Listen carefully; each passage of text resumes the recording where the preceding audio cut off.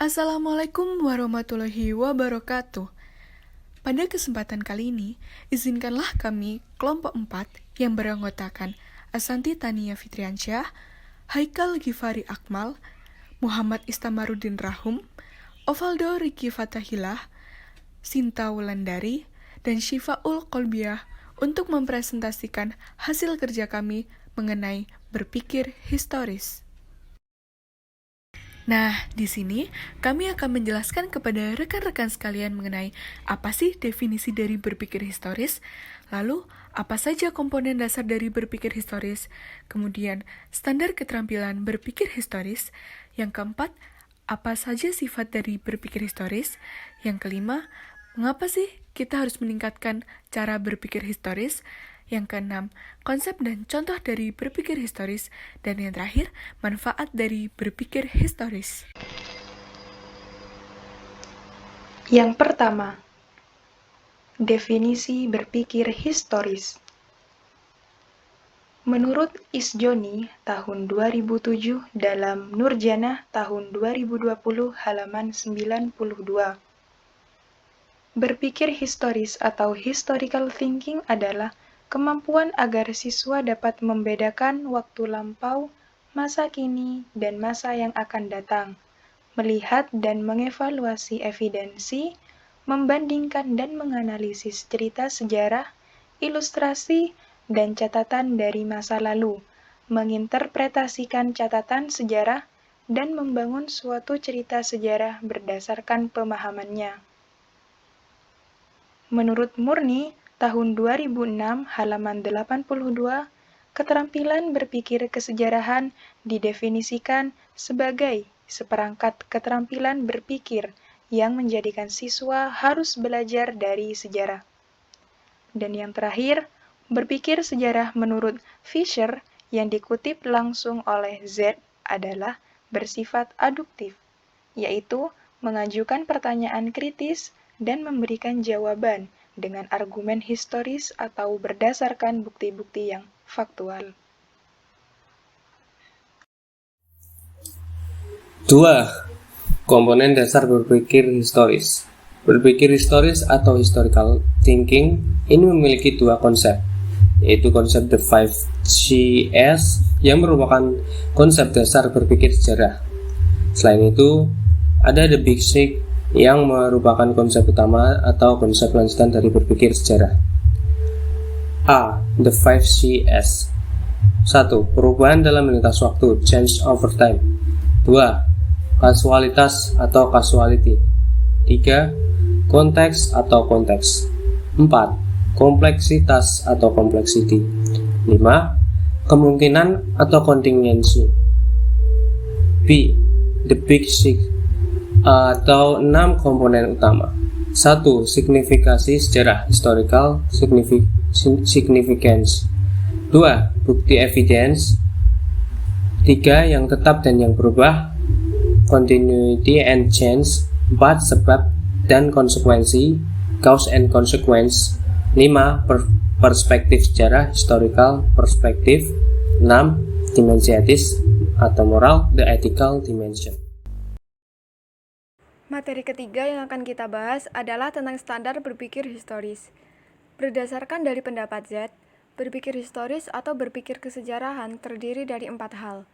Yang pertama adalah kesadaran tentang waktu atau bisa disebut dengan sense of time atau chronological thinking. Maksud dari kesadaran tentang waktu tersebut merupakan kemampuan pengkajian sejarah yang tidak dapat terlepas dari kerangka waktu. Seperti yang semua kita ketahui, bahwa sejarah dan waktu memiliki hubungan yang erat dan tak bisa dipisahkan. Karena jika kita menghilangkan kerangka waktu tersebut, maka kita juga akan menghilangkan ciri esensial dari sejarah itu. Yang kedua adalah kesadaran tentang sifat kontinum. Dalam kasus ini, karena sejarah tak bisa terlepas dari kerangka waktu, maka dua hal seperti konsep kontinum dan diskontinum memiliki peran yang penting dalam peristiwa sejarah itu sendiri. Sementara jika tanpa kedua konsep tersebut, perubahan dari peristiwa sejarah tidak akan bisa dipahami. Yang ketiga adalah kemampuan. Kemampuan yang dimaksudkan merupakan kemampuan kita dalam menangkap dan menjelaskan perubahan-perubahan penting dari peristiwa yang memiliki ketercakupan sejarah. Atau bisa juga kemampuan yang dimaksudkan merupakan kemampuan kita dalam menangkap seluruh gejala sejarah melalui berbagai dimensi peristiwa sejarah, baik yang bersifat tetap ataupun yang berubah. Dan yang keempat adalah kemampuan merekonstruksi peristiwa sejarah. Kemampuan yang dimaksud adalah kemampuan untuk merekonstruksi peristiwa sejarah yang berasal dari fakta, kemudian menjelaskan dan menginterpretasikan fakta, karena fakta tidak bisa menjelaskan gejala sejarahnya sendiri. Yang keempat, sifat berpikir historis. Sifat-sifat dari berpikir historis ada 3 jenis, yaitu yang pertama, berpikir historis dapat bersifat komparatif. Artinya, sifat ini menunjukkan hubungan dari berbagai fenomena yang sejenis dengan menunjukkan persamaan dan kesamaan. Yang kedua, berpikir historis dapat bersifat bibliografis. Artinya, sifat ini dapat memberikan gambaran secara menyeluruh tentang pendapat para ahli pada bidang tertentu dengan cara menyatukan dokumen-dokumen tentang hal tersebut. Yang ketiga, berpikir historis dapat bersifat biografis. Artinya, sifat ini dapat memberikan pengertian yang luas tentang suatu subjek, sifat, dan watak pribadi subjek yang diterima subjek dalam masa pembentukan pribadi terhadap perkembangan aspek kehidupan subjek tersebut. Nah, pada pembahasan kali ini, kita akan membahas tentang meningkatkan berpikir historis. Untuk mencapai hasil pembelajaran yang baik, kenapa sih kok diperlukan kemampuan untuk berpikir historis? Jadi, kemampuan berpikir historis siswa diperlukan untuk memahami pembelajaran sejarah. Upaya peningkatan kemampuan berpikir historis menunjukkan jika siswa telah mampu menguasai 5 aspek kemampuan berpikir historis yang meliputi: yang pertama, chronological thinking atau berpikir kronologis. Yang kedua, historical comprehension atau pemahaman sejarah. Yang ketiga, historical analysis and interpretation atau analisis dan interpretasi kesejarahan. Yang keempat, historical research capabilities atau kemampuan penelitian kesejarahan. Dan yang terakhir, historical issues analysis and decision making atau analisis isu kesejarahan dan pengambilan keputusan. Yang keenam, konsep dan contoh berpikir historis. Kemampuan menilai pengambilan suatu keputusan di masa lalu merupakan kemampuan berpikir historis pada aspek historical issue analysis and decision making. Kemampuan memiliki multi perspektif merupakan salah satu indikator dari upaya berpikir historis, aspek historical analysis and interpretation.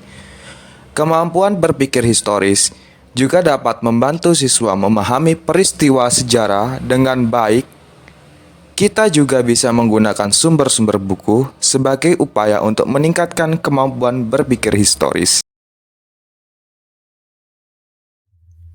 7 manfaat berpikir historis. Manfaat yang bisa kita dapat dari berpikir historis adalah 1. Pembedaan waktu lampau, masa kini, dan masa yang akan datang. 2. Membandingkan dan menganalisis cerita, ilustrasi, dan catatan sejarah masa lalu. 3. Menginterpretasikan catatan sejarah. 4. Penerapan nilai sejarah sebagai peristiwa dalam kehidupan sehari-hari. 5. Dapat membangun suatu cerita sejarah berdasarkan pemahamannya. 6. Kemampuan menempatkan diri sendiri secara imajinatif dalam situasi. Jadi, kesimpulan presentasi kami hari ini adalah berpikir historis membuat beberapa orang bertanya-tanya tentang apapun yang berkaitan dengan sejarah. Pembelajaran sejarah bertujuan untuk membimbing kemampuan berpikir historis siswa untuk memahami sejarah dan menggali lebih dalam. Berpikir historis dapat dimunculkan melalui insiden-insiden besar di masa lampau yang sangat dirasakan akibatnya sampai sekarang. Sehingga orang-orang bertanya mengapa itu bisa terjadi, bagaimana akhir dari kejadian tersebut, siapa pelaku dari kejadian tersebut, yang akhirnya pertanyaan itu dapat berujung dengan penelusuran serta pencarian atau bahkan penelitian tentang kejadian yang dipertanyakan, lalu dapat meningkatkan literasi serta kesadaran historis. Selain itu, kebenaran sejarah memerlukan suatu evidensi yang kuat guna membenarkan keabsahan peristiwa tersebut. Sekian presentasi kami hari ini. Selanjutnya kami kembalikan kepada moderator. Terima kasih.